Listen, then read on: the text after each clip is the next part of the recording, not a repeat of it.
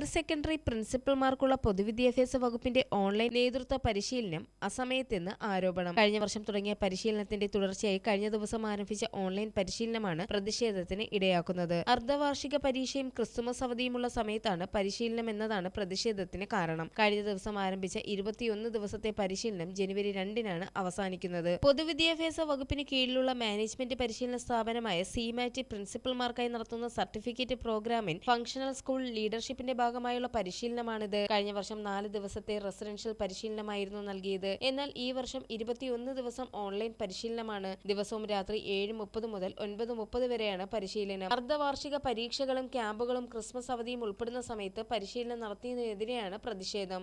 Press Malayalam.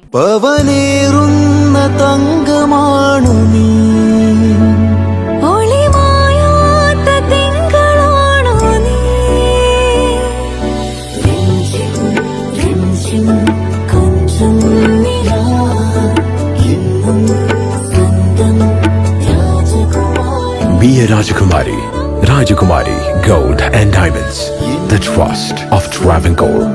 Rajakumari.